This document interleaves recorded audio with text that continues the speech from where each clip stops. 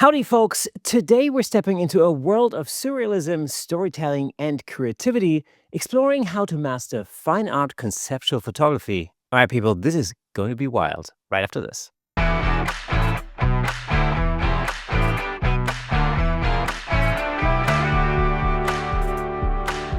Welcome to Camera Shake, where we bring you the insider scoop on all things photography and videography, giving you a unique opportunity to stay ahead of the curve. As always, I'm your host, Kirsten Nuts, and before we get started, I've got one thing to ask of you.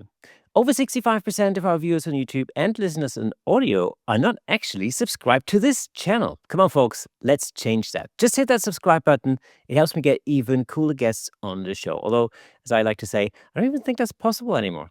Anyway, it's just one click. That's all it takes. Thank you so much.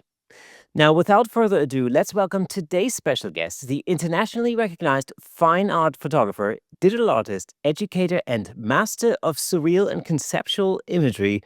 Give it up for the incredible Anya Anti. Anya, how's it going? Hi everyone. I'm good, thank you. How are you? Very well. Thank you so much for agreeing to come on the show. We met briefly at Imaging a few, oh, I don't know, 3, 4 weeks ago? Couple of months ago? Yeah, Actually, no. Hold on. It was February, the beginning of February, I think. yeah, it's all it's all blurred into one. Yeah, I know.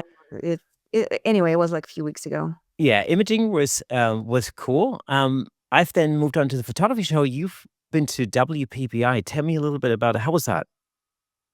So yeah, this was my first time at Imaging USA in Texas. They usually change locations. I think next year is going to be some other city.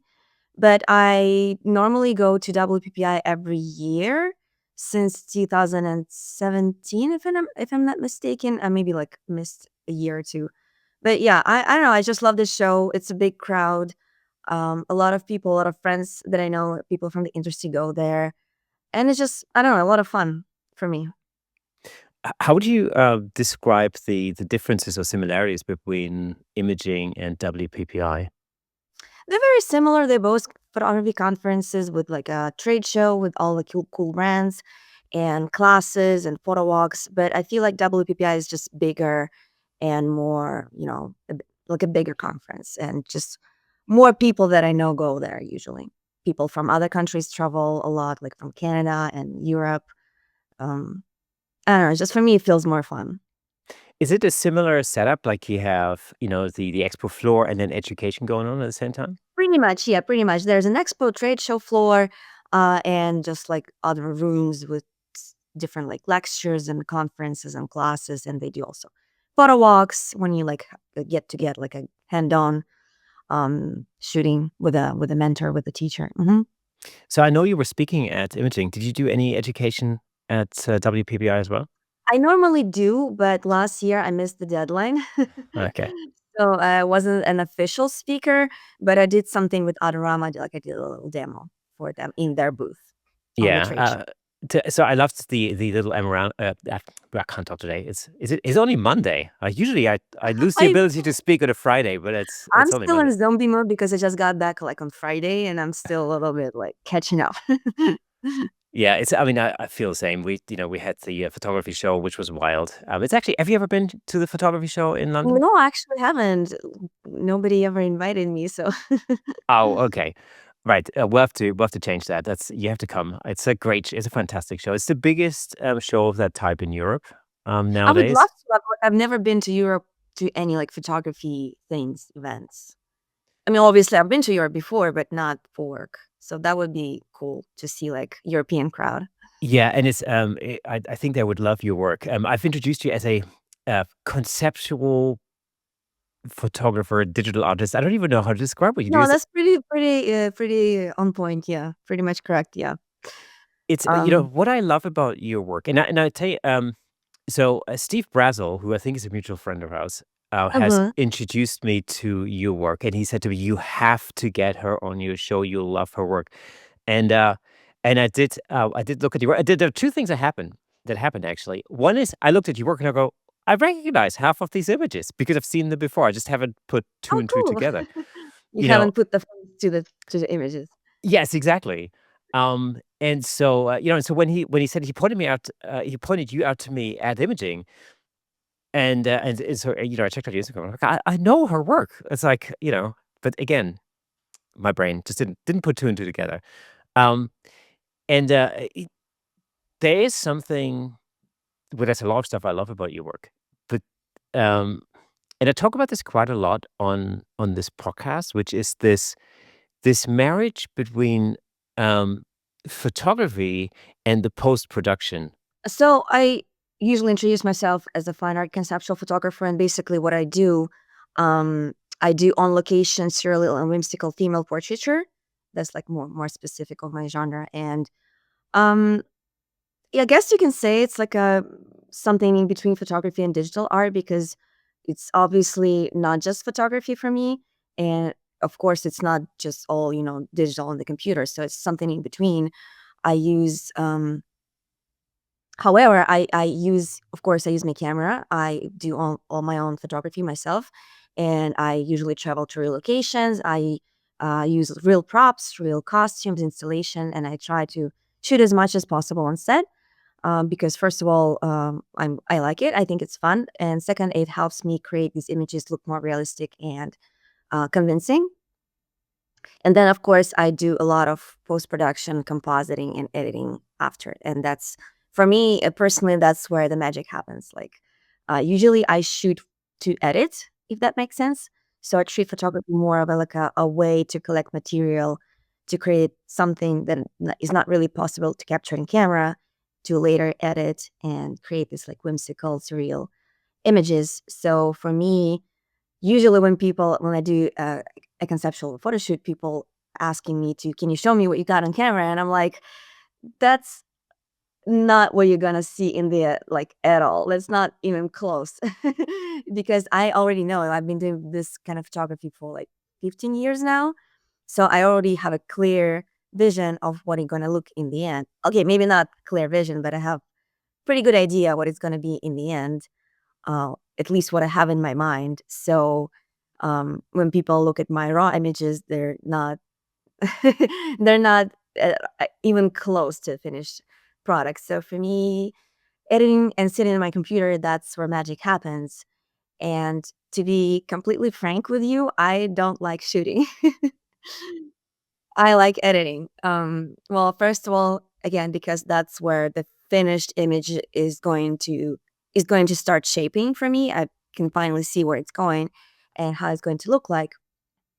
Second, I'm an introvert, so for me, less dealing with people and going outside is better.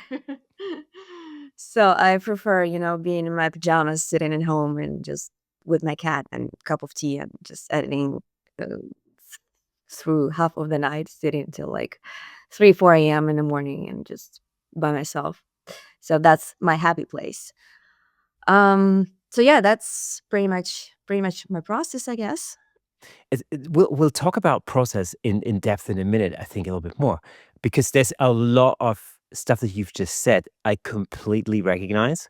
It's also something I'm trying to bring across sometimes when I speak to an audience about the whole process and being able to, uh, it, when you take step one, you already know what step five is going to be. And again, this is going to inform how you approach the whole shooting part. For example, is something I talk about a lot.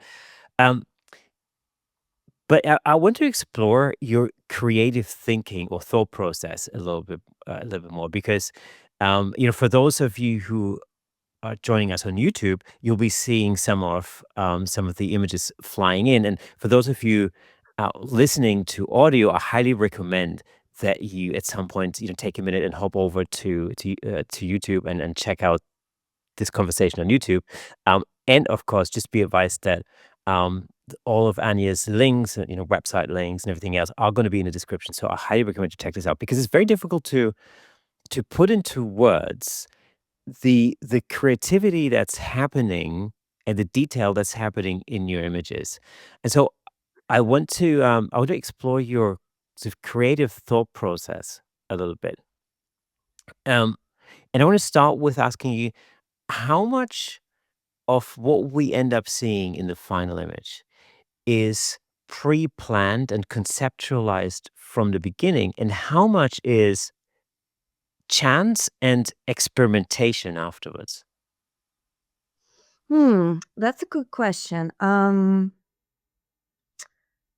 would say half and half, maybe 50-50, because of course I do a lot of planning. I don't go out. Well, I mean, sometimes I do, but 90% of the time I don't go out just to, oh, I'm gonna, go there and take some headshots. So that's not my type of photography. Um, Usually I have a very clear, a specific idea in my mind. And there's a lot of thought process and pre-production before I even go out there and shoot something. Because first of all, like I said, I don't do just like a traditional portraiture. Like I don't do just headshots in a way. Even like fine art portraiture is not really, it's not that simple. Like it's not a traditional portraiture. So I always try to add something to it, some kind of like element of either fantasy or whimsy or some kind of like surrealism to it. So I really like to play with metaphors and associations and kind of like, take ordinary objects and imagine them in a completely different way. For example, I have an image where I took regular light bulbs and I attached them to, like a how do you call it? Not a socket, but like when you screw them into this thing. Um, I know exactly what you mean. I'm trying to think of the I words. think it's a socket. Anyway, But it's kind so of, yeah. So I hang them from the tree. I plug them into the outlet in the wall, and I had like a really big extension cord. So and I hung them in the tree in a yard in the backyard, and I lit them so they are light bulbs and they're lit, but they look like fruit, like because they're pear shaped. Um, so this kind of thing, and there was like a subject, a model, holding a basket again full of those light bulbs, kind of like she's picking up the fruit from the tree, but they're light bulbs. And I shot it at night when it was dark outside, and that's what I mean when I play with like association and metaphors. So that requires not just preparation in terms of like props and setup, but also like a thought process. Oh, what I'm going to do with this object and what it's going to represent or what it's going to symbolize. So I oftentimes I do research online and sometimes I create mood boards and sometimes I draw sketches. Um, I'm not a painter in any way, but I can doodle a little, so I can like draw quick sketches. And that really helps me, first of all, to visualize my own idea. It helps me to understand how it's going to look like in the end. Plus, it's very helpful when you work with a team, like let's say a model or a makeup artist, whoever. It really helps also to show them and tell them what you mean. Because, like you said, it's really hard to describe when I tell people, "Oh, I do conceptual, surrealistic, whimsical female portraiture," and they're like, and I'm like, it's easier to show sometimes what I mean by that. But it's yeah. So that comes first, like visualization part.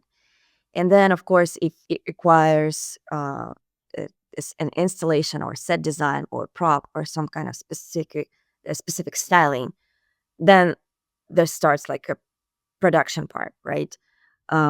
Where I would like either buy or source props or make them myself or maybe commission some other artist to make it for me or rent things. It really depends on the idea. And then I see like location wise where it has to be. Can I shoot it in New York in the park or do I need to travel?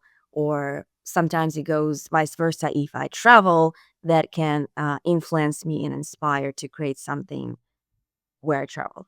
And then, of course, shooting usually um, maybe 70% is me going there and setting up things, and then I photograph for maybe 30 minutes, and then I'm done. I'm done, and because I already pre-planned everything, I know exactly what I'm going to use.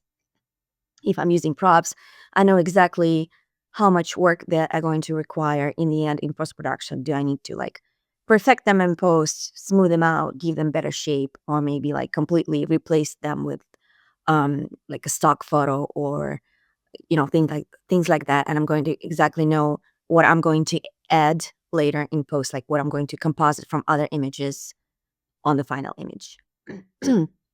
And editing, people often ask me like how much time does the editing part takes. Again, it really depends, but because I'm using props and set design, speeds up my work because I already know, like, I actually have a class right now. There's Photoshop Summit uh, going on online. It's like an online conference, and I teach a tutorial about the importance and power of props and set design in composite photography. So I always use at least something um, as a prop to create that kind of like natural interaction with my subject and light and perspective and everything. So that's why my editing usually takes, I don't know, 4, 5 hours maybe, which is not a lot because I mean, compared to other artists that I've heard people saying, oh, I spent like, I don't know, 20 hours on this image. And I'm like, what are you doing for 20 hours there? Are you completely like repainting the whole thing? Are you like, you know, because I've seen people who are much further into digital art than I am. Sure, they start with the photography, but then they like take a Wacom tablet and they completely repaint everything by hand. And that, of course, I can imagine takes hours. But for me, it's all like quick compositing. I don't really do complicated masks because it's all shot on set and I know exactly what goes where. Um, and usually I'm done with compositing in like 2 hours, and then other 3 hours I spend on like tweaks and little tiny adjustments that nobody ever going to notice but me. So yeah. What you're saying is exactly what I've been preaching for absolutely ever. It's the in order to create a sense of realism in something that's basically a composition of a number of different elements. The ideal situation is when you can shoot at least some of those elements in situ on set, because then you don't have to worry about lighting issues. It just because the thing is actually there, although albeit maybe not at the same time, but it is at least in the same space, and that is so much easier to composite that in. I did a thing over the pandemic. I create an image where I'm slicing a lemon in midair, and so the knife goes through the lemon splits. There's lots of stuff flying out of the lemon, juice and whatever else. Um, and I often get asked, like, how did you do that? And the answer is, oh, how long did it take? Is exactly the question I get, and the answer is, well, not very long, because actually the concept was there. I drew out a sketch just like you said. Mhm, mhm, I had the absolute idea. I photographed the two halves of the lemon in the mhm. space where they ended up in the picture. They were on skewers, on spikes, Yeah, but yeah, I yeah, knew exactly. where they were going to Mhm. be exactly. And so the lighting And you was need like 5 minutes just removing the skewer and that's it. exactly absolutely no problem at all. Didn't take very long at all. And the lighting on it was accurate because they were actually where they were meant to be. Yeah. And the juicy bits and the bits of fruit, whatever you call it, fruit flesh stuff, that was flying in the air. That was just actually my daughter throwing up that stuff into the air several times. We photographed it. I figured out, okay, well, I figured out it looks better when when you throw something up, it flies up, then it sort of stalls on the top, and then it comes back down again. And so I just realized that getting the timing Especially right. the islands. Yes, so it's basically, in order for it to look realistic, I realized that it had to be flying in the direction that it would be flying in had I actually sliced the lemon. And so it just took Mm, a little bit of time to get the timing right and to just, mhm. practice a little bit. Um, but then once we figured out that little hack, it was actually really quite easy to get some elements that were then really easy to composite back in afterwards, because they were in the right space, they were so behaving in the right way, and before you know it, it was done. Yeah, exactly. I'm a huge believer and advocate for like using real props and shoot as much as possible on set for the same very reason because you won't it's already there on set with the same lighting, with same perspective, same everything, lighting quality. You don't have to worry about, shadows and highlights. And even if you are using prop and putting some kind of texture layer on top of it, it's already you don't have to figure out the shadows and highlights. Sure, you might need to like paint them a little bit with curves in Photoshop, but at least you know exactly where they should go. And yeah, I'm a huge, I really preach about, shooting as much as possible on set. Then that's what I do. And I think that's always the thing, like, when you look at an image and you see something, you go like, "But that's it doesn't look real." It's usually because the lighting isn't accurate and it Oh, just yeah, yeah, the wasn't lighting there. is a huge factor, of course, yeah. Yeah. People usually and that it also me, like, I haven't finished any art school, so I don't know how to properly draw shadows and highlights from scratch, and that's why I composite, and that's why I use props because maybe I'm not that good in, compositing, photoshopping, but that at least that helps me to speed up my process and then make sure that everything looks as realistic and convincing as possible. There's an interesting conversation that I had, with Erin Babnik, about the creative or about creativity, let's say, only recently. And if you're watching this or if you're listening to this episode right now, I believe Erin's episode would have come out a couple of weeks before. So I'd highly recommend, if you're into that sort of topic, I'd highly recommend you listen to that. But it was interesting because she was exploring, or we were exploring what creativity actually is, um, and and so the conclusion was, actually no, we were exploring what personal style is. Like, what is somebody's personal style? What is that? Does it have to do with color? Does it have to do with how do you how do you develop your own personal style? And I think one of the conclusions that we came to was that it's actually got to do a lot with process. You find over time, you find a process that works for you, And you just repeat it over and over again. and at least elements of that become Mhm. just part of how you Your do what you do. process. Yeah, your process. Right, Yeah, exactly. right. Yeah. And then it translates into your style. Because the thing is, for instance, I mean, it's interesting what you said earlier. Um, you know, it sounds like you're one of these conceptual photographers who love to work on set. You know, as opposed to, for instance, photographing a model in front of a gray background and then compositing the person into some kind of Mhm. background afterwards. Yeah, that I never do, yeah. I mean, and it's a way of working. Some people work Of like course, that. it's Yeah. different. But what strikes me about your work is just that super awesome photorealism of it. Although it is, as you say, it's whimsical and it's very fantasy or influenced. And of course, we realize what's happening isn't real because it can't be, but it looks photoreal. Oh, that's actually a big compliment. Thank you so much because that's my always been my goal to, kind of like blur the line when you look at the picture. Of course, you see that it's not possible. It's a composite image, obviously, but I like that blurring line where people don't quite understand like what exactly was Photoshop and what exactly was there. And yeah, that's how I think that's where like props and set design really helps me. And again, coming back to the conversation about how it really helps to speed up your process, I have this image. It's actually like back right there, print like it'll print on my wall. If you just switch the camera right there, it's all there's a little reflection on there, but that's me. Butterflies in my stomach, Yes. where I rip apart the skin and the butterflies are coming out. So it's one of my really like well known images, and um, I have a YouTube video with like a it's not really time lapse, but like a quick speed edit where I edit this image, not real time, but like speed edit. So anyway, like people are asking me like, how long did it take you? And because I've pre-recorded everything, like I actually know how much time it took me, like of actual editing. So it took me like 4.5 hours in total. And people are like, wow, that's so little. And I'm like, yes, because I photographed myself. I took a new tank top. I cut a hole in the middle and I stretched the fabric, and the fabric was a perfect like stand-in for toned skin, like stretched skin. And then on the same setup, on the same spot, I bought a like a Halloween real life plastic skeleton. So I put it there on the same spot where I was, and I attached real butterflies. Well, they're not real; they were made from feathers, but they're physically on set.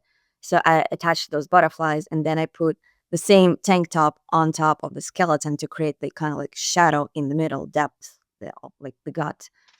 And the longest, and then I photographed each butterfly like separately. I took one and I was holding it next to my camera with like different distances to create this kind of like depth of field effect that the butterflies are flying away. So anyway, the longest what took me, like I just quickly like cut out the inside of the tank top, like my belly. I took it away and then I placed the skeleton inside. And the longest that took me was to darken it and figure out how to create that kind of depth. That was like the longest that took me. The rest was like super quick and easy because it was kind of like a puzzle. You just had to put it together, all the elements.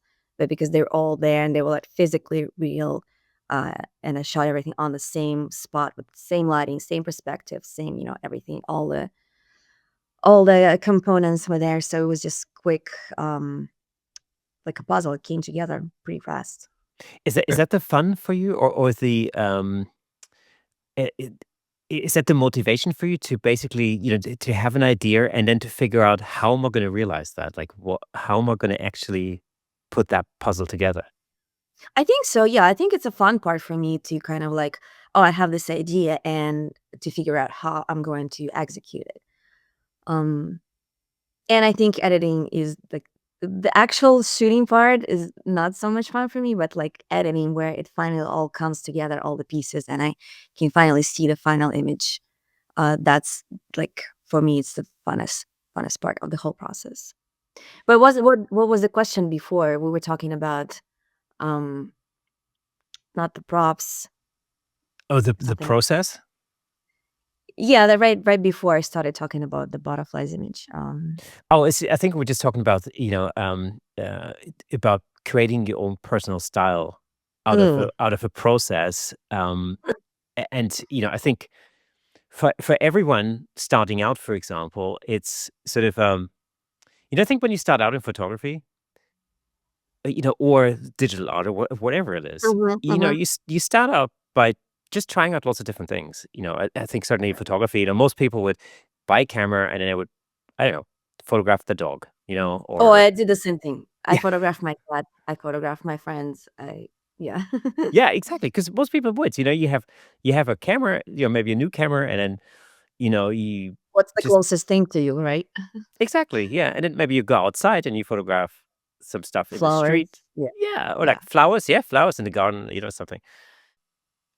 Especially during the pandemic, actually, I remember, a lot of people. I had this conversation with a lot of people who said like, "Oh,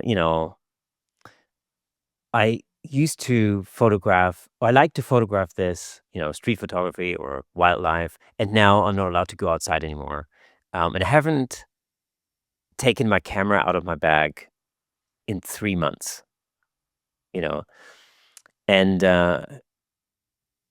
one of the things a friend of mine and I did at the time was like we decided like, well, actually, even if you are a wildlife photographer and now you're stuck in a house because it's, I don't know, lockdown and you can't photograph wildlife anymore, but maybe there are other things that you can do around your house that could just be also fun, and b maybe teach you something. And so we did these things where we had like these Zoom gatherings, and then I did this I did this weekly Zoom get together where I would pick a topic in Photoshop and I would basically teach it. It'd be like, I don't know, how do you color match stuff, or how do you do this, or how do you create masks, or whatever, just some random thing, and that people could you know log in on a Wednesday night, I think it was, and then would just do something because obviously there wasn't anything else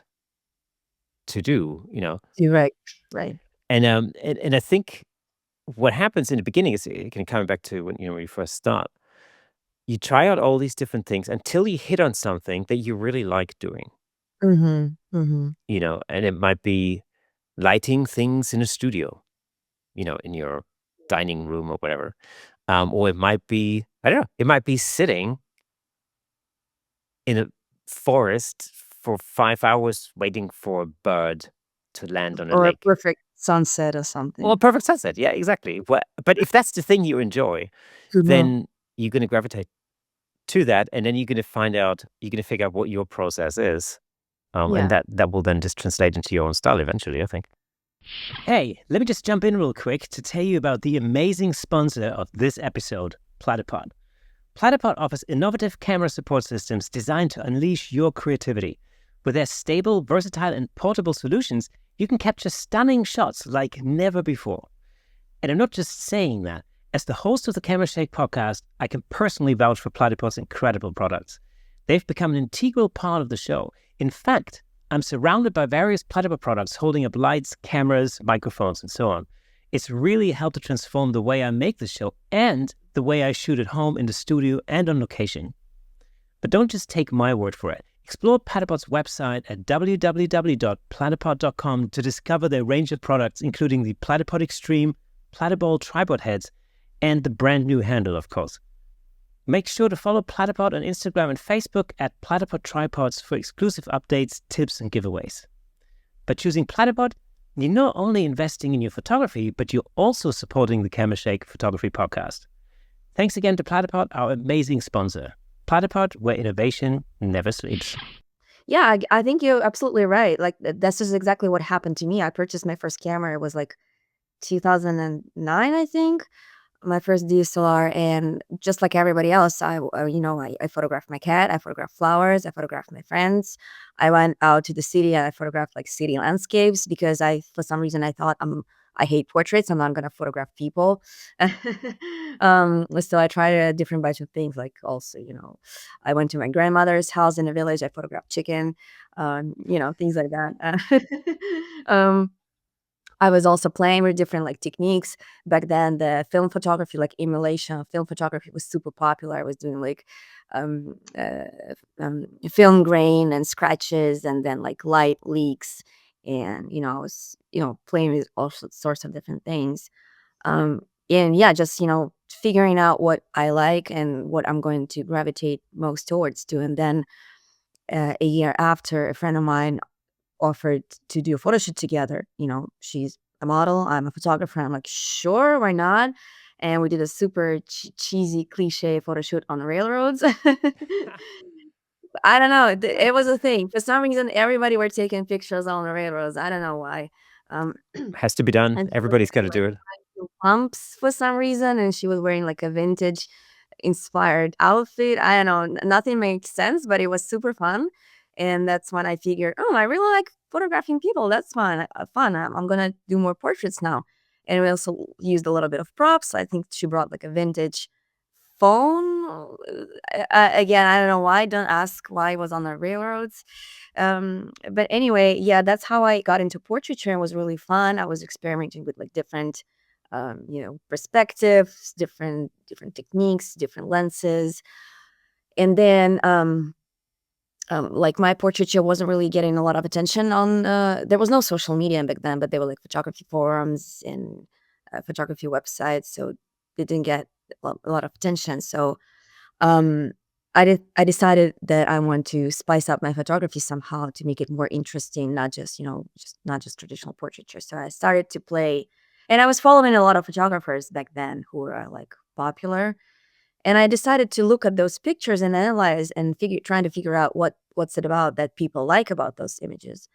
But again, I was gravitating towards not landscapes, not I was gravitating towards portraits, and not just portraits, but portraits that stood out. They had like these interesting special effects, like different perspective or different like weird depths of field that would like stretch out and create this kind of like motion blur on the edges of the frame. So I was really liking that, and I was trying to figure out how to do the same thing. Then, so that's when I started to play more with compositing, not just editing, playing with like different color and effects, but also applying compositing, like actually like stretching out things, adding elements from other images, like stretching backgrounds, stretching the, um, creating not just caption, but more of a creating this final image. And that's when I created my first kind of like conceptual portrait. I still have it on my website. It's still in my portfolio. Like if you like scroll all the way down, you'll see it's one of the first images. I still like it. And that's when it hit me. First of all, it got a lot of like, likes and comments on social media. And that's when it hit me. Oh, I really love this. I'm going to do this now. First of all, I really enjoy it and people seem to like it, which for me was important back then. Like I wanted to be, I wanted to be the best. um, so yeah, and like you said, I was from then on, I was just repeating pretty much the same steps over and over again, and that's how I developed my style. And of course, it's changed. It changed over the years. Like if you scroll all the way down and you see, you're gonna notice that my work used to be much warmer in terms of color palette. It was much warmer. I was imitating again like film. I was putting a lot of grain and texture on top, and trying to like emulate the film colors as well. But over the years, I shifted away from that a little bit. So now you see less of that and more of like the cool tones. The color shifted towards more blue, and it became a bit more conceptual, less of it used to be just pretty girls and pretty dresses, but now I really like to put more effort into actual storytelling. So personal style can change over the years, and that's totally normal. And yet you can still see there's a clear connection between your early images and your more recent I think images. so. I don't know. It's for me, it's hard to say because it's my work, so it's really hard for me to judge it. But I don't know. You tell me. Yeah, I mean, I think, one of the things that happens is that when to be honest, I can really only speak from my own experience in a sense, um, is when, you get into something like a particular look, and first of all, it sort of improves over time as you do it more often, you get better at doing it. And really, the example I'm drawing from is I do an Instagram series called Three Heads in a Row, which is basically quirky portraits, essentially. Um, and in principle, it's always the same thing. It's different people doing different things, but the setting is always the same. But to me, there's a clear progression from earlier images to where they are now, and it's just little things.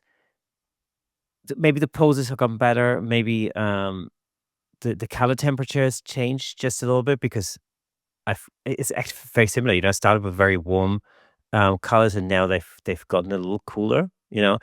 I think maybe for somebody who's just looking at the feed, they might not necessarily, or looking at the series, they might not necessarily even notice it. I don't know. I notice it.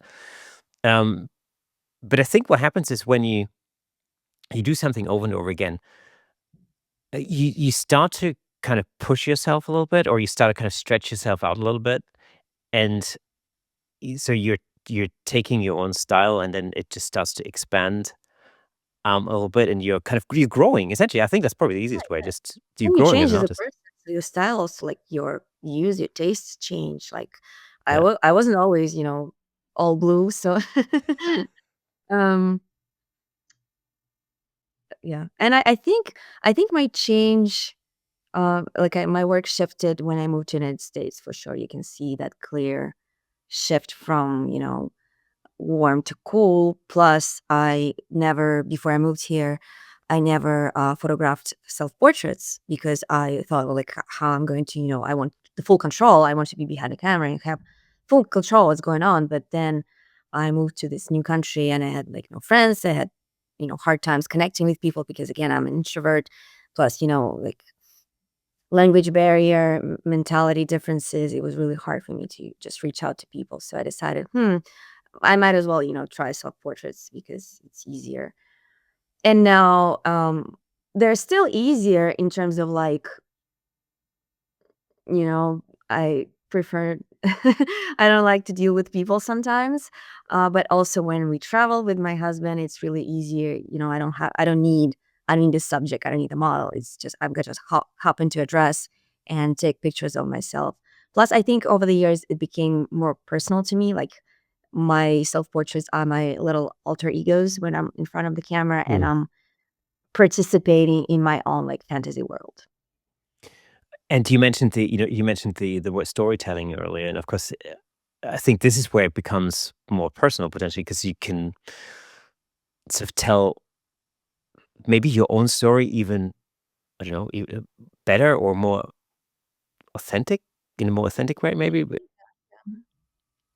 But I just like being my own subject in my own, like, fantasy world. And it just, yeah, like I said, multiple reasons why I started doing self-portraiture. But what I'm saying is just, I think you can clearly see that like transition, and you can say, huh, that's when I moved to United States because the colors shifted. I started doing self-portraiture and mhm. So, how did you get started in Photoshop? Was there like a particular um I y- actually, yeah, sorry. Yeah, no, continue. I'm just curious. I mean, because I tell you, when I first got into Photoshop, originally there were, I mean, this is like the very, I'm guessing the very beginnings. I was fuffing around with Photoshop by myself until YouTube became a thing, and then there were certain YouTube channels that I found Mhm. that taught me a lot, a lot, a lot, a lot. Mhm. Um, so I'm just curious, how did you get started in Photoshop? I started Photoshop even before photography, to be honest. So, well, first of all, I was still in university was when I was, started photography and all those things. So my idea was I always been a creative kid. I've always been good in like painting and drawing. Uh, like I said, I can doodle a little bit, but I've never went to art school, so I don't know how to properly draw. And I can probably look at the picture and paint it by looking at it painted on the paper. That's what I used to do when I was a kid. So I really needed something as a creative outlet. So I needed to do something similar that didn't require to me being, properly educated artist. So anyway, and second, I was already like figuring out like what's my career is going to be because I was studying um, metal science. Don't ask. Material science. I was supposed to be an engineer, but don't ask. So that was It sounds like that's strangely topical at this point in time, especially in Ukraine for some very strange reason. Especially, yeah, because my logic and my parents' logic was, well, you're gonna be a starving artist. That's not a real profession. So let's get you a real profession. And if you succeed in, being an artist, good. But at least you're gonna have a proper education. So that Yeah. was the logic. But I've that didn't happen. That never happened. Yeah, I had I exactly say I studied music. So when I first moved to London, I grew up in the south of Germany. I moved to London to study music, and it was exactly the same thing. I remember that very last conversation I had with my grandmother before it was literally like the evening before I put all my stuff in a van and I moved to London. And I went to see her for the last time. And all through my life, she's been very encouraging, like, "You're a very talented guitar player, blah, blah, blah, blah," yada, yada, yada, all that kind of stuff. And on the last night before I moved to study music, she goes, "Are you sure you don't want to study something proper? Or like get a real Get a profession. Yeah. real job." Like, what? My whole world just collapsed. And at the time, I just thought, you know what, screw it, I'm gonna do it anyway. Yeah. Yeah. Anyway, So that was anyway, yeah, I was trying to figure out what I'm going to do with my life, and I thought maybe I'll become like maybe a web designer or an illustrator.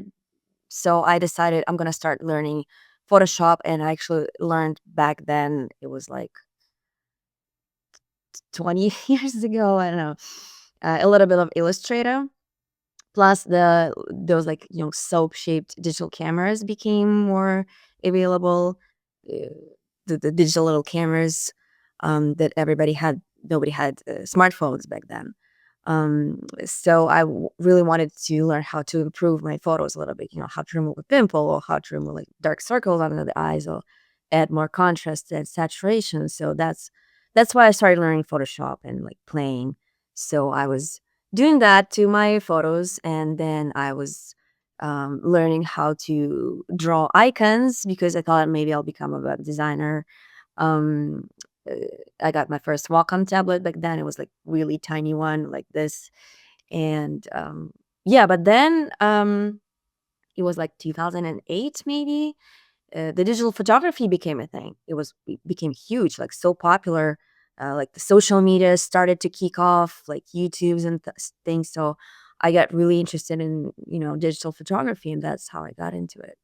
But because I already was playing with Photoshop for a year before that, um, I already, had a very basic idea what I can do in Photoshop, like what the layer is, for example, right?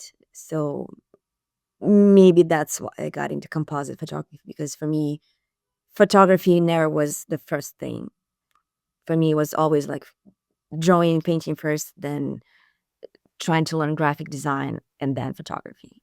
Do you remember the first version of Photoshop you started with? Yes, it was CS3 or 2, I think. It was already a CS, not Right. just for. Yeah. It was already. What did the CS stand for? I don't Creative remember. Suite. Oh, okay. So yeah, it was one of the creative suites. Yeah. Yeah, Yeah. So it was with probably I think it still had a feather icon, I think. right. Yeah, it's probably one of the early ones. I remember it. Yeah, because I started just before the Creative Suite started, like just before CS1. I think Mm-hmm. it was still I can't remember what it was. Was it 5.0 or 3 or 4 3? I don't know. I have no idea.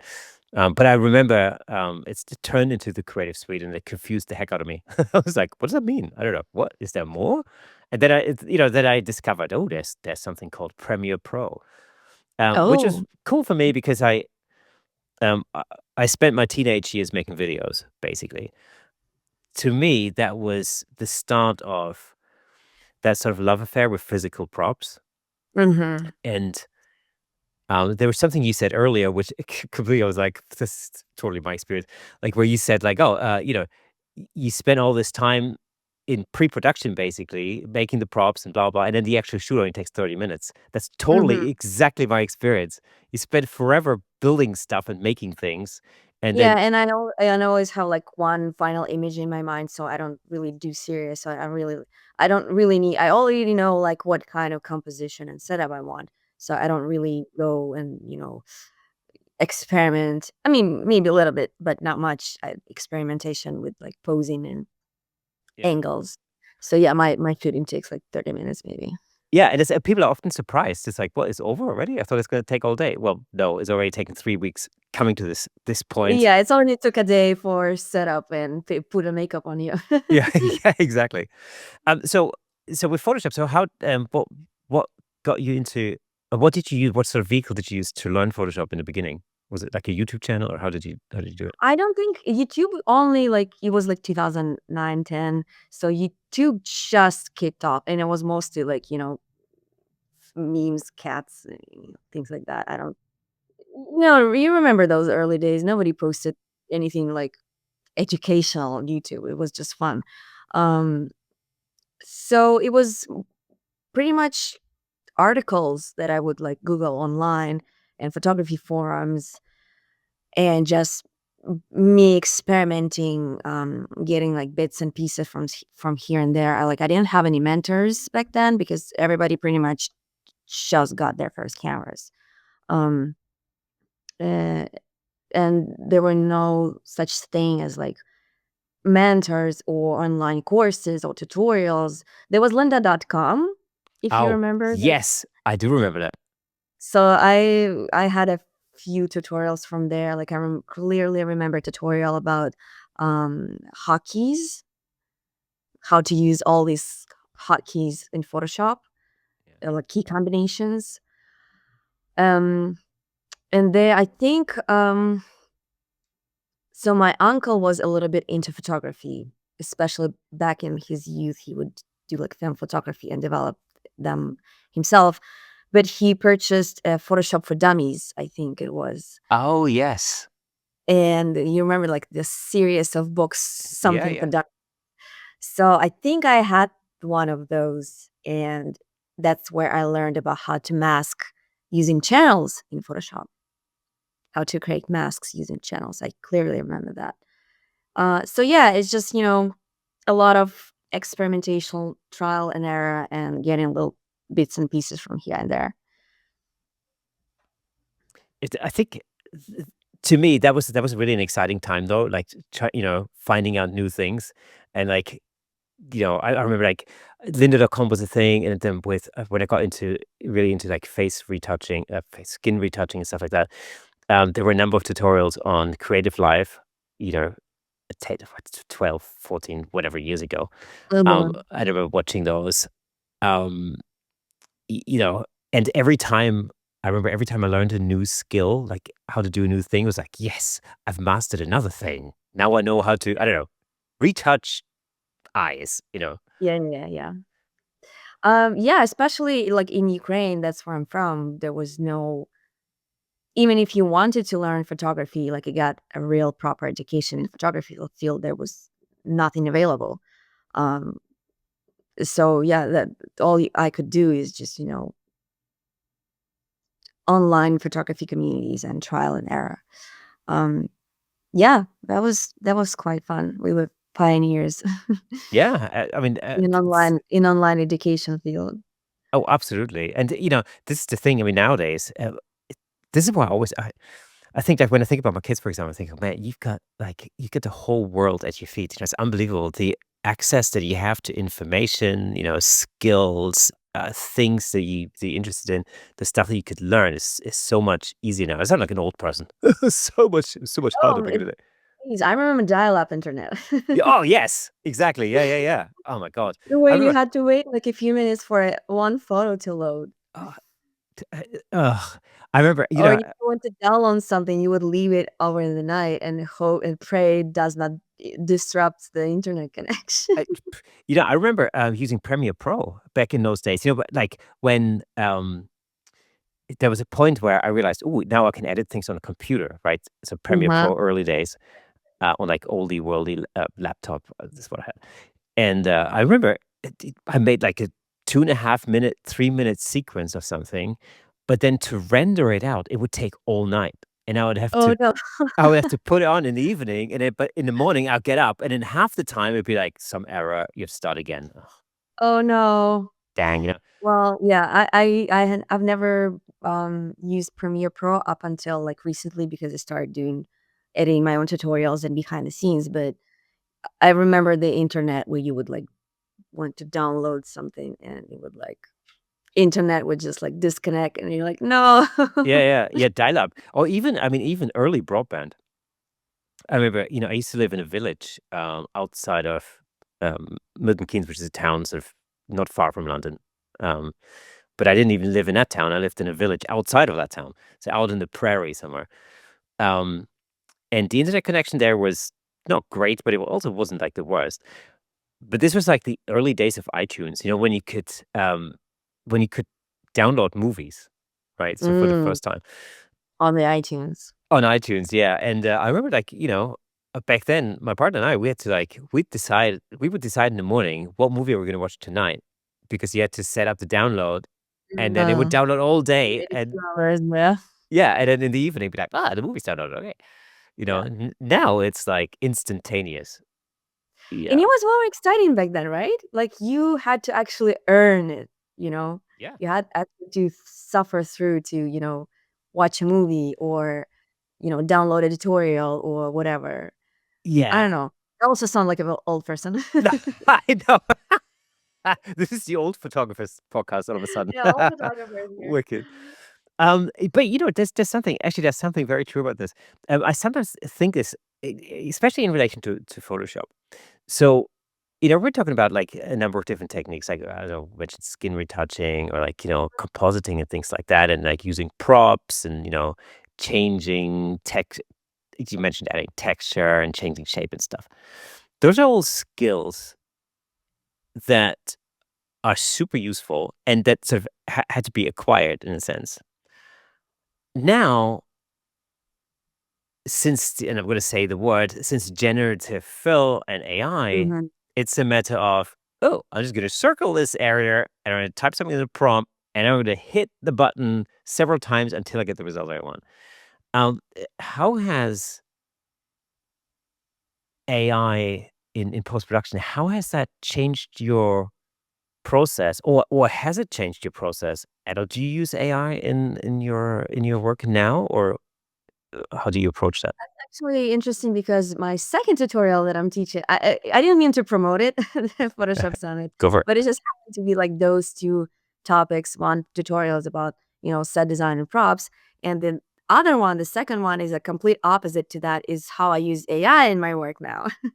So yes, I do use it. I have very mixed feelings about it. Like, I'm gonna be honest, I hate generated images, especially when people claim those as their artwork.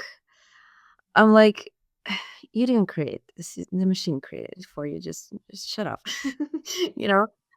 But of course, I'm not going to be, that stubborn type of person. And of course, I realize it's here to stay, so I might as well just use it for my benefit. Um, it has been really helpful. I'm not gonna lie. Like, I love it and I hate it at the same time. I love it because you can get a really good use out of it, and I hate it because it's taking my work away. um, so, yes, I do use generative fill, but it really depends because, at least for now, at this stage of development of the AI in Photoshop, at least, it still can't produce the 100% what I'm looking for, if that makes sense. Like, especially when it comes to compositing. I've tried it multiple times. Like, it does a pretty amazing job in things like expanding the canvas a little bit, right? Yeah. Or just blending things together. For example, I did a photo shoot where a model was wearing a wig. So instead of spending, I don't know, like 15 minutes in trying to fix and, Photoshop the hairline to make it look more realistic, I would just circle it and type in realistic hairline, and it does a pretty amazing job. But when it comes to generating like actual props, it's still, mm, doesn't always get great results. It does a pretty great results when you want to expand your props. Let's say you have flowers, right? Like, I have an installation with flowers, and does an amazing job expanding that and making it maybe like fuller or bigger, adding flowers. So it does uh, that very well. But I've tried it on a few images. For example, I have this image where there's a model, and she has like a bird nest in her hair, and there's birds flying around. So I try and the hair nest was real, it was a prop, but the birds I photoshopped like completely from stock images. And I thought back then, maybe I'll give generative fill a try and see how it generates birds for me. It was horrible. No, it was absolutely horrible. Another example is where I have this image I photographed in Faroe Islands where I'm standing among little houses with a, um, sorry, New York City. There's like rooftops covered in grass, and I'm standing there holding a hammer with a roll of moss, kind of like I'm the one, like I'm a construction worker covering those rooftops. So anyway, initially in the original image, I was wearing jeans and a sweater, and I kind of always hated that, and I always wanted to me be wearing something more appropriate, like overalls or maybe like a construction, suit or something. So I tried to replace that in generative fill, and it was also not good. So generative fill still have issues of producing high resolution output, meaning at the moment it only generates, I think, 1024 by 1024 pixel. Meaning if you generate something bigger than that, it's going to be uh, pixelated and look like something that you took a small image and you stretched it out. If that makes sense. Uh, so it doesn't really do well with like bigger, higher images and like details. So I actually teach that in my tutorial, that you can use generative fill. So generative fill does an amazing job of editing small things like, like hairline, or does a really great job of editing like folds and wrinkles on the clothes, or like I said, expanding the canvas a little bit, or maybe like, yeah, if you have like a setup of props, you can expand on it a bit, or like mix things together. But when it comes to actually generating like big major things, it has like quality issue. But what I've learned, that it oftentimes it gives like a great base and direction where I want to take my composite. um so for example, I had this image I recently launched and posted on my social media, where I'm inside of this magical door, and I'm surrounded by a forest, and this magical door is kind of like a portal that I go through, and behind me is a city. So the idea was that I'm entering this magical portal door, and I'm coming from the big city, New York, into this whimsical enchanted forest. So anyway, it was shot in studio. The door was there, and some of the plants were there, but I wanted to create this. I wanted to expand that. I wanted to create like a magical, whimsical forest. So of course, I tried generative fill first to add more trees, and it did a pretty good job. But again, the quality, because it was a high res image, it was something like 8,000 by 8,000 pixels.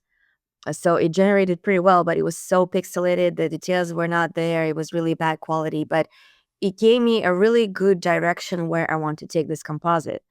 It showed me that I can put this tree, and it showed me where my shadows and highlights should be, kind of like um, kind of like naturally blending and placing it in my scene. So it really helped me to figure out what kind of stock images now I need. So that's what I did. First of all, I went, looked through my library of images. I remembered that I have this photo shoot I did in the park, a couple of photo shoots I did in the park. So I looked through those, and I found like a perfect tree that matched my scene. And because my generative fill already showed me where, like, properly and naturally, what shadows and highlights should be, that really helped me to place that stock image of a tree and recreate that. So that's how I often use the generate fill now. I kind of use it as a base and a sort of direction to point me where I should take my composite now, what kind of stock images I need, or maybe give me an idea that I haven't thought about before. Oh, that I can probably do this with my composite, which is cool. Um, Sometimes I generate images from scratch, like in Mid Journey, to just again help me with visualization, and maybe bring some new ideas into the shoot and create a mood board. For example, recently my friend was organizing a photo event in a studio here in New York City, and I was browsing through the images of the studio space, and they had this really cool pink telephone booth, kind of like London style telephone booth, but it was pink and covered with flowers. And I thought, oh, this is pretty cool. I can use it and do something with it. So I created a mood board. I put this image that I took from the studio website. I put it there. Then I purchased a vintage phone on eBay, and I took a stock photo of that phone. I also placed it on my mood board, and then I generated a few images of what my idea was, to put a girl in a dress in a telephone booth holding a vintage pink phone and covered with flowers. So that's how I sometimes use, and I don't claim it as my work. I just use it as a reference. Sometimes I also figured that I can generate stock images, like textures, because stock imagery is expensive, and it takes so much time to actually look through the library and find perfect ones. So I figured I can generate things like, once I've generated like golden star confetti, and use it as a texture, and I put it on top of my image. So yeah, things like that. And also I recently found that generative fill can also help me kickstart like a creative block, creative rut. So I have this image that I photographed in Faroe Islands, which was like, oh my god, it was 2008. So it was like, what, 8 years ago? 7 years ago, 7 years ago, right? And I had this cool idea that I'm going to do. I'm going to photograph myself in front of this amazing, beautiful waterfall, and later I'm going to come back to New York and add more stuff. So the idea was have you watched the cartoon Up from Oh, Pixar? yes, of course. Yeah. So there's this idea of a little house attaching a bunch of balloons and traveling in this house to this beautiful, it was Argentina or something in the movie, the Yeah, cartoon, so some I remember country. the scene of Right, the right, right, where house, the yeah. in the end, they managed to put the house there, with a view of this beautiful waterfall. So anyway, I wanted to kind of recreate that idea, and so I photographed myself in a dress in front of the waterfall, and I thought I'm going to come back to New York and photograph to make like a little house, maybe out of cardboard or something, and purchase balloons, purchase like helium gas, and photograph it separately. That never happened. So I've been really procrastinating on this idea for 7 years. And one evening recently, I was sitting, being bored in my apartment, and I thought, like, maybe I should just give a generative fill a try and, see where it takes me. So that's what I did. And finally, after 7 years, I finished the photo. So I generated a little house, I generated balloons. Um, and of course, I had to put a lot of work of like figure out the quality issue. So what I usually do, I break down the generation. Like I might do one big generation, kind of like to figure out where the proper placement and again shadows and highlights. But then on top of that, I would regenerate different elements to kind of like resolve that quality issue to get more details and more things. So that's what I did. I kind of like I generated a little house and I generated the balloons, but the balloons were all like sloppy and the quality was not good. So I spent a lot of time like retouching, regenerating balloons separately, and things like that.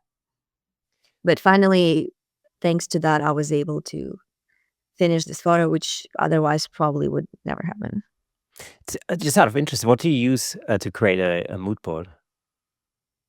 Just Photoshop. I open a document and I like threw a bunch of images there.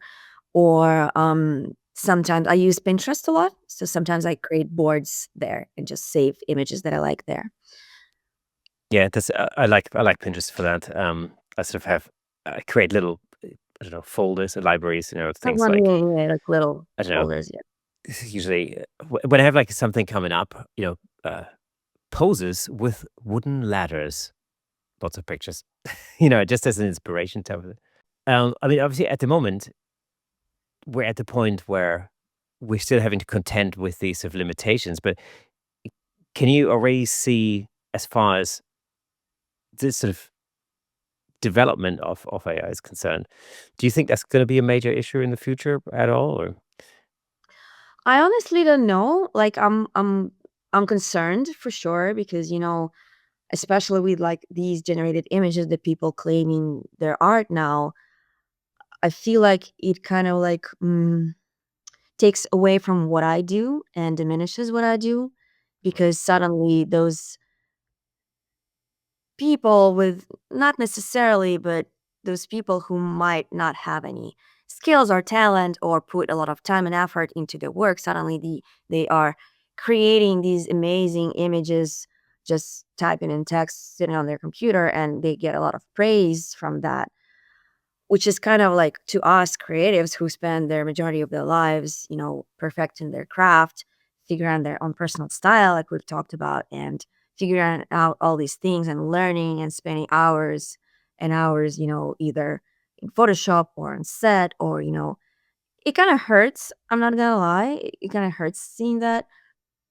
So I don't know. I'm concerned. Plus, I'm concerned as an educator. I teach Photoshop a lot. I'm also concerned where that's going to take me because suddenly Photoshop can, generate everything for you. You don't need to really learn how to edit anymore. And then there's a huge rise of AI skin retouching programs, which I also use too because they're amazing and they save me so much time. Oh my God. And as a professional retoucher, I've worked as a professional freelance retoucher for 10 years. Same thing. Like I'm concerned because now the machines are doing all the work for me. But at the same time, I don't know, I kind of feel a little bit hopeful now as compared to like a year ago or 2 years ago when the whole thing started, like 2 years ago, yeah, about 2 years like ago. huge rise of the generated stuff. Um, I'm a little bit hopeful because now, first of all, because I've used it myself a bunch of times, I can now see that it's all the same. It all looks the same. I can like spot the AI like this now. Like I can see this is AI. And I feel like people are getting tired of it because again, it all looks the same. It's not fun. There's no because as a creative, we've talked about this that like we've mentioned before, when things were not that easily available, you cherished and valued them more. It was kind of like you put an effort and you get rewarded for that, right? So that kind of same that feels with the creative process. You put time and effort, sweat, blood, and tears, and then you, as a reward, you get this an amazing final finished product, right? So I feel like AI is taking away that. So it just doesn't it's not fun anymore. Sure, you get, beautiful pictures and you get a lot of likes on social media, but then what? You know? There's no process, there's no um pain and gain, you know what I mean? Yeah. Plus people are the viewers who look at those images are also, I feel like, getting tired of it because there's nothing like it all look the same. There's no character in that. You know what I Yeah. mean? Absolutely. Yeah. And I think, I think as a creative person, you're super, as opposed to or compared to people who may create imagery by typing in some prompts and, pressing a few buttons and then have AI do the heavy lifting for them. I think, the superpower that you have as a creative person is the fact that you can think creatively, you know. Um, and what that means is it's sort of I think it's going to allow you to grow and develop and find avenues um, that will be just as unique as the stuff that you're doing now. It's just going to be in a different environment. That's where I think this is going to be the advantage. Like I think as a headshot photographer, for example, I get asked a lot, like oh, AI is going to kill headshot photography because people can now take a selfie on their cell phone, on their iPhone, download an app, pay $2.30 or whatever, and then that app was going to take this snapshot and turn it into a perfect corporate headshot. Well, all of a sudden they're wearing a suit and there's like an office background, and why would they have to come to me or another headshot photographer and spend hundreds of dollars, and have their headshot done? Um, and I think the reality about that is that there are people who enjoy the process. I mean, the way I sort of describe it is like, well, you The know, human it, interaction. the human interaction, yeah. So with headshots in particular, it's a great conversation I had with Gary Hughes on the show some time ago, actually, probably about a year ago, or something when the whole AI thing was like, you know, popping up. The reality is that somebody who would have paid $60 for a headshot beforehand, they're probably going to go and buy an app and do it themselves. Mhm. You Yeah. know, but somebody who pays $500-$600 for a headshot or $1,000 or whatever, they're not really buying the picture. Maybe an experience. They're buying an experience. Exactly. They're buying the Mhm. process. And you just cannot replicate that, Right. you know, by pressing a button. Maybe AI will kill all the like lower end of photography, like you said, people who are just there into, save money and do it as cheap as possible, right? So sure, maybe you should be worried. But if you like offer human interaction and human experience, that's not gonna go away, right? Especially if Yeah. it's like I'm not sure about headshots and corporate, but things like weddings or maternity or that's experience. You can't really, if it's a wedding, you want to capture the day as it was. Exactly. If it's maternity photography, you also want to, preserve yourself at that time and moment in your life, that special moment, right? Um, so yeah, I don't know. Like I said, I'm not that much concerned anymore. But there's no way for us to know. We'll just have to, see where it goes. Like I do sometimes just regular sessions with people, like mini sessions with like families and just proposals, engagements. Sometimes I do that, because we all have to pay the bills, right? So I've noticed that people, like regular people that know nothing about photography, even with like AI, I've heard that there's like a thing now. People make studios where there's like a huge mirror where you come in, you stand in front of the mirror, you pose however you like, you take a picture with the app, and there's like a camera behind the mirror, and there's like a whole AI that like edits your I think that I've heard that's a thing now. Like some people do that now. There's no photographer involved. I've seen that at I think it was a prom where I saw it. It was like Ooh. literally, The it's hard like a point booth. is that regular people, I don't think maybe they'll try, but I feel like they're going to hate it because people don't know how to pose. I hear it all the time. Oh, I don't know what to do, like where to put my hands or how to stand. I don't know. Like that's the photographer's job, right? To tell them what to do and how to stand. So it's flattering. Plus, I've seen people take such horrible images like for example my sister-in-law, I mean even they don't have to, it's not their profession, like that's our job to take good pictures for them, right?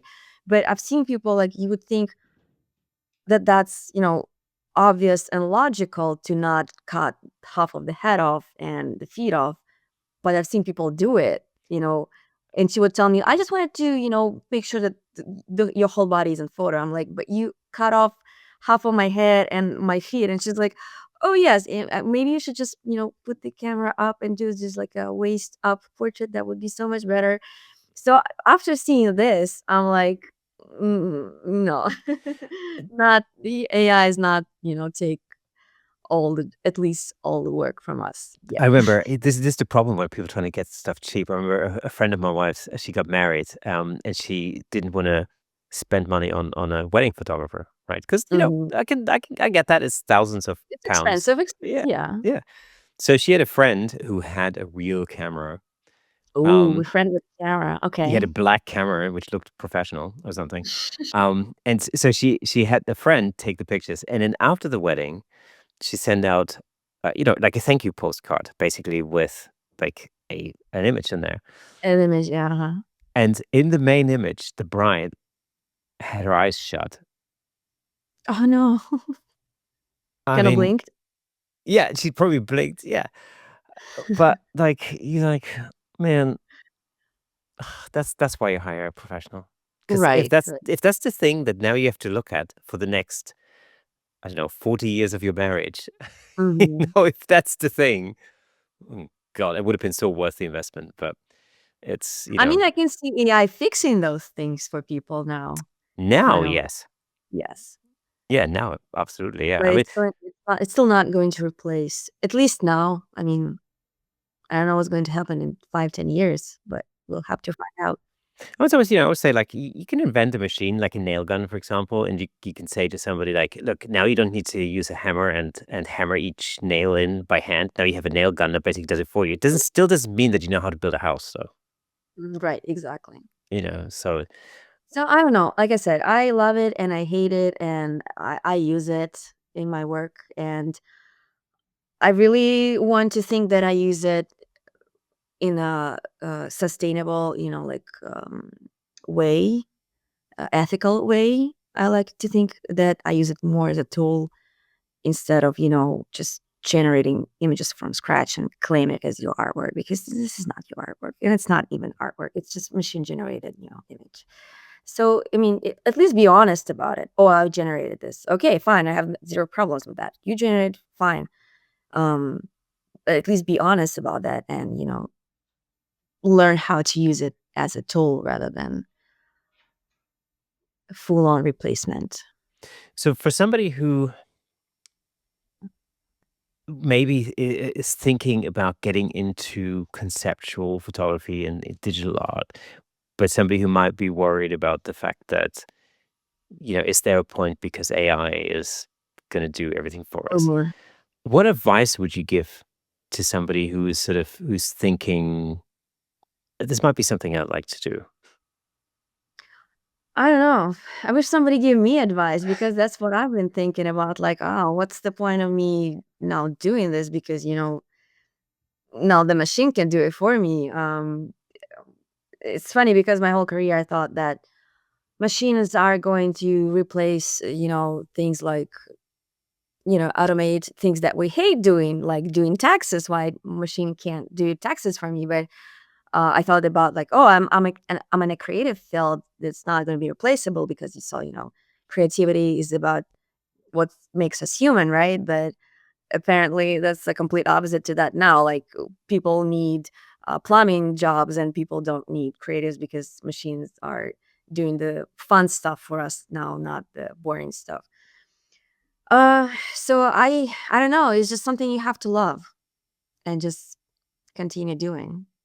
If that's something you really like, want to do, then just do it, I guess.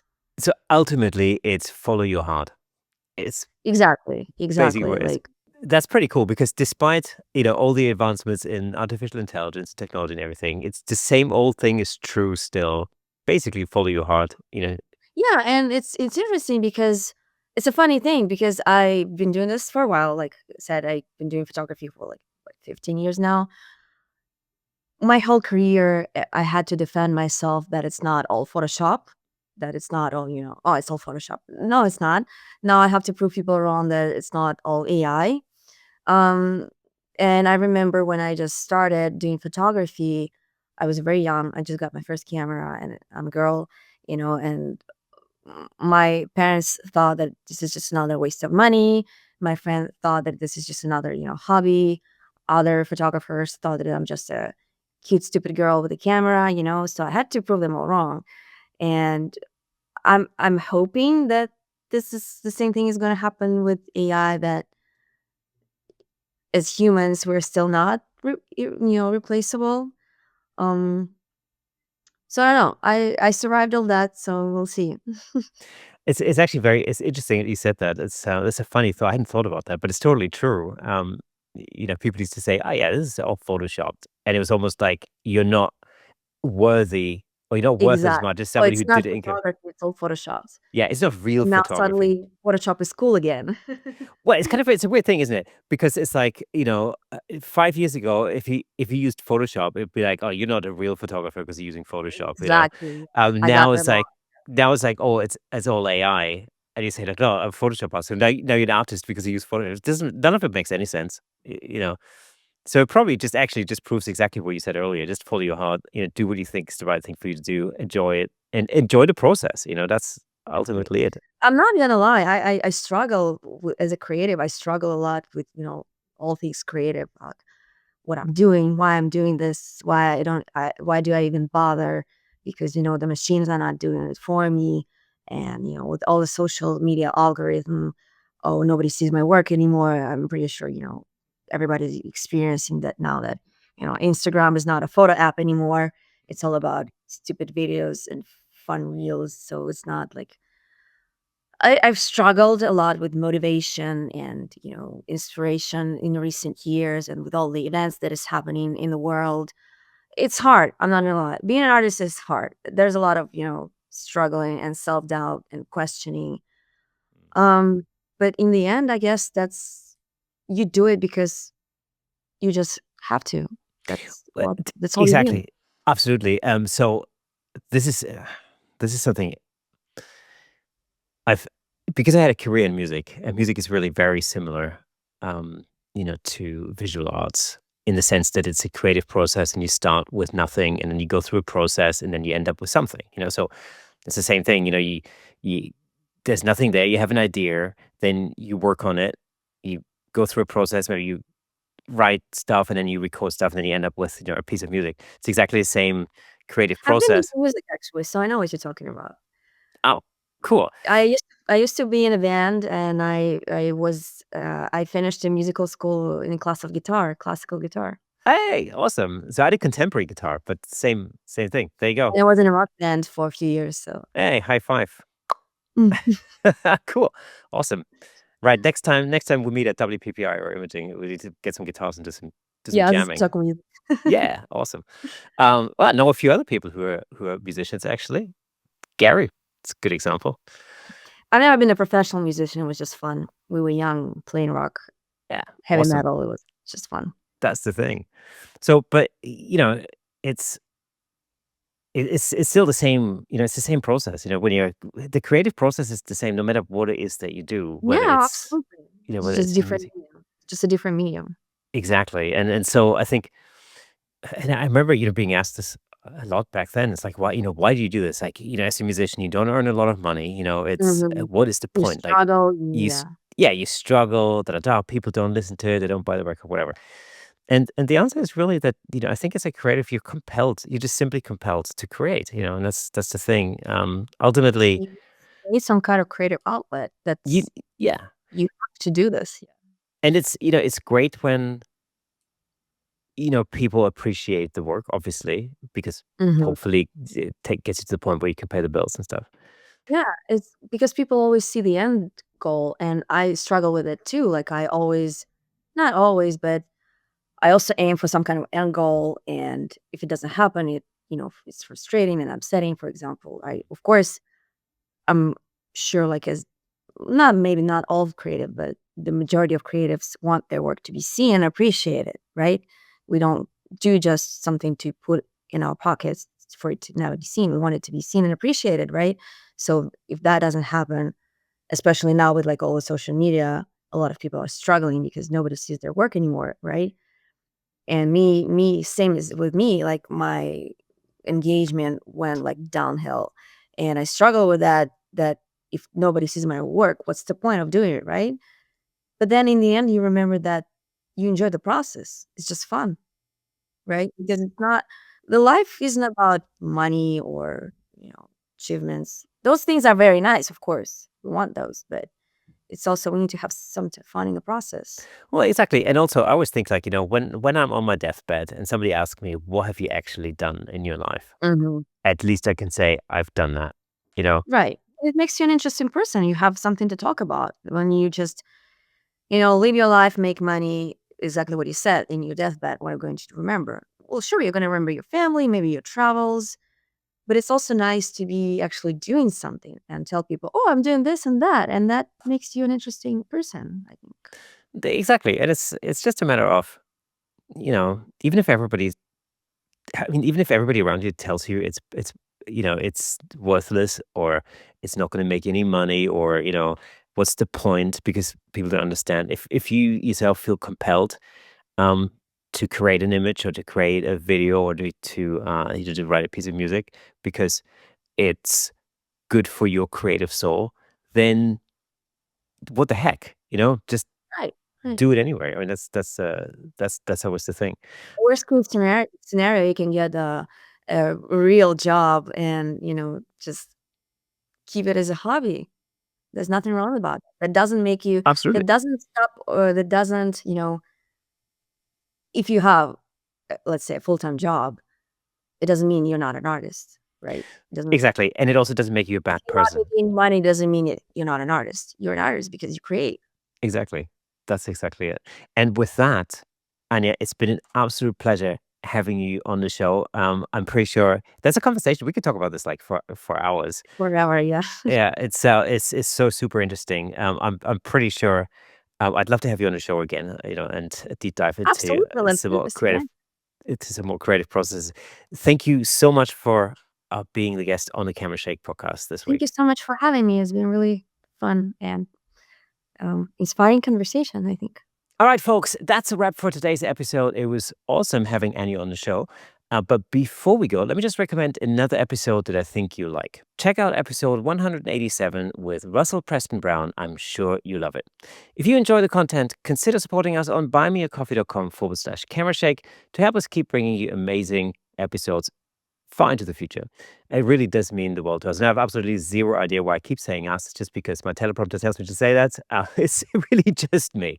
So, anyway, it really means the world to me. And for those of you listening on audio, did you know that there's a video version of this podcast over on YouTube? Well, you should by now because I keep mentioning it all the time. You get to see our guests' stunning photography in full Technicolor over there. So just head over to YouTube, search for Camera Shake Podcast, and you can watch all of our past episodes on there as well. And if you're already there, be sure to drop a comment, hit the like button, ring the bell, and share with your friends. Your engagement helps me reach even more people across the globe. Thank you so much again for listening and watching. And remember, a new episode drops every Thursday, so make sure you mark that in your calendars, diaries, whatever your kids use these days. Until next time, keep shaking things up in the world of photography. See you next Thursday.